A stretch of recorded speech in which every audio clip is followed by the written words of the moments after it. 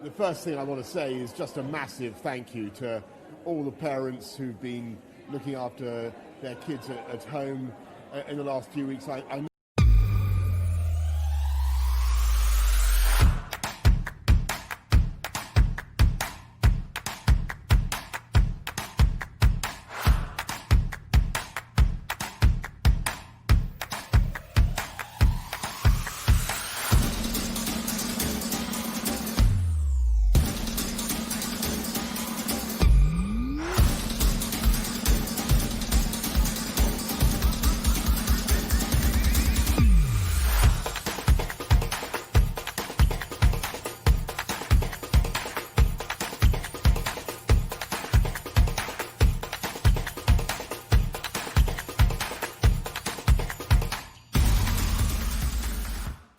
know how stressful it has been. I know what the pressure people are under since the new year, and it has been going on. I must tell you, it will go on a little bit more.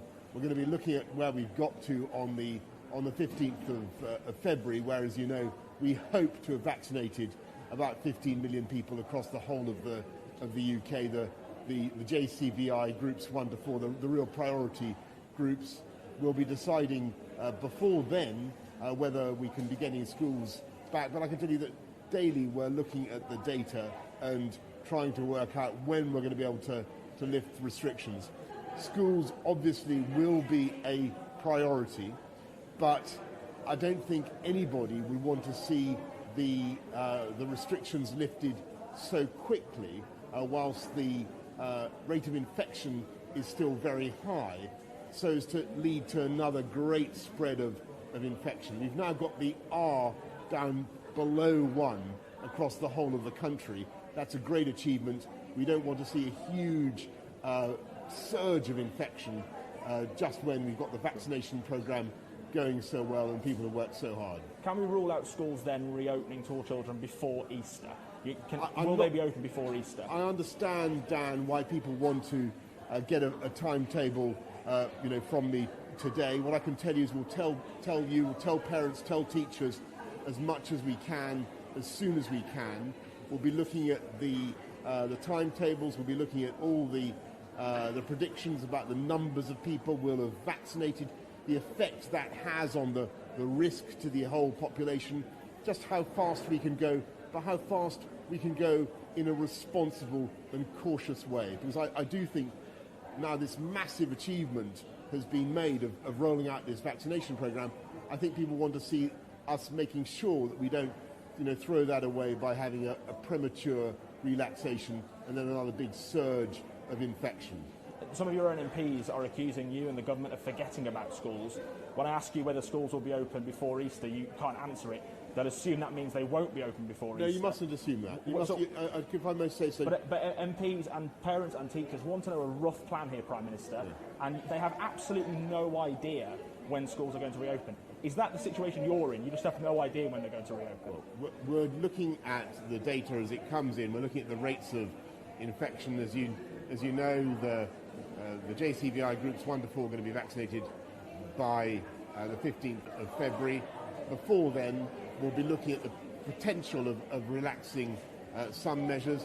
But don't forget that this country has made huge progress in reducing infection. I don't think people want to see another big surge in infection.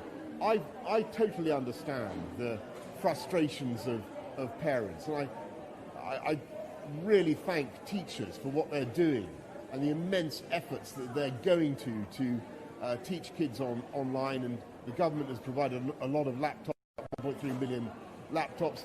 I know that's no substitute for direct face-to-face learning. Believe me, Dan, there's nothing I want to do more than reopen schools. I fought to keep schools open for as long as I possibly could.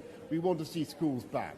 We want to see them back as fast as possible. We want to do that in a way that is consistent with fighting the epidemic and keeping the infection rate down. One of the issues, obviously, this week for you will be the borders, controlling the borders, seeing who comes in and leaves. One of the arguments is for a quarantine hotel. Can you confirm that quarantine hotels is something that you're actively looking at? We're definitely looking at. But I've got to tell you, at the moment, the UK already has one of the tightest regimes in the world. So don't forget, everybody, when you're coming into the UK, coming back from the from the UK, you have to have a test 72 hours before you fly. You have to have a passenger locator form. The airline will kick you off if you don't produce either of those, a negative test or a passenger locator form. And then you've got to quarantine for 10 days or 5 days if you get another negative test. But with this vaccination program, we've done, I think, 6.3, 6.4 million people now in the UK as a whole. We are on target, we're on target to hit our ambition of vaccinating everybody in those vulnerable groups by the middle of February. It's an immense effort by the NHS. If we're going to make that effort, which we are, we want to make sure that we protect our population, protect this country against reinfection from abroad. So that idea of looking at hotels is certainly one thing that we're actively now working on. And would that include all people coming from the UK or from certain countries, or would it include Brits as well? We need a solution that gives us the maximum possible protection against reinfection from abroad, because it doesn't take, you can see the risk, which is that we can do an amazing job of vaccinating our population. We have to realise there is at least the theoretical risk of a new variant that is a vaccine-busting variant coming in. We've got to be able to get that under control.